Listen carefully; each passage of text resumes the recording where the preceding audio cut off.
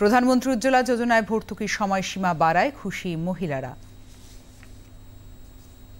যাদের চারিদিকে হচ্ছে লক্ষ্মীর ভাণ্ডারের বদলে, তার বদলে আমাদের যদি এই সাবসিডিগুলো দিয়ে আমাদের উপকার করতেন, মা বোনেদের সম্মানটা আজকে বাঁচত।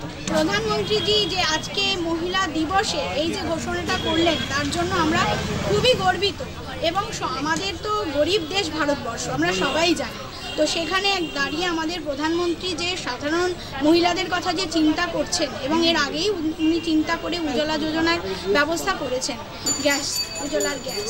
এখন উনি তার উপরে আরও 300 টাকা সাবসিডি দিয়েছেন, যেটা কালকে ঘোষিত হয়েছে বলে আমরা জানি।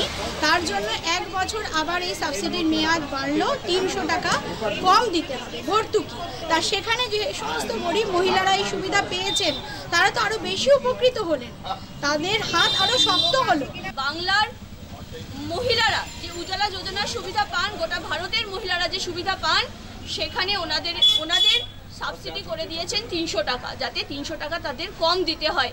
তো দেশের প্রধানমন্ত্রী হিসাবে উনি যেভাবে বাংলার মহিলাদেরকে একটা জায়গা দিচ্ছে বিশ্বের আসনে, মানে 33%, আমরা আগে দেখেছিলাম 33% মহিলা সংরক্ষিত করেছিল। আজকে আবার উনি প্রমাণ করলেন যে উনি গোটা বাংলার মানুষের পাশে আছেন, মহিলাদের পাশে আছেন। খুশি আমরা যে এই 300 টাকা করে কমিয়েছে, আমাদের খুব উপকারও লাগছে, উপকার হচ্ছে। তার জন্য নরেন্দ্র মোদীর কাছে আমি অনেক অনেক ধন্যবাদ। প্রত্যেক সিলিন্ডার পিছু 300 টাকা করে নরেন্দ্র মোদী কমিয়েছেন। সেই 300 টাকা পেয়ে আমি খুব উপকৃত হব এবং এই টাকাটা নিয়ে আমার মায়ের ওষুধ কিনতে পারবো। যে 300 টাকা করে কমিয়েছে, তাতে আমাদের লাভ হয়েছে। এই টাকাটা আমরা অন্য জায়গায় খরচ করতে পারবো, ছেলেমেয়ের পড়াশোনা হোক বা অন্য ইয়েতে।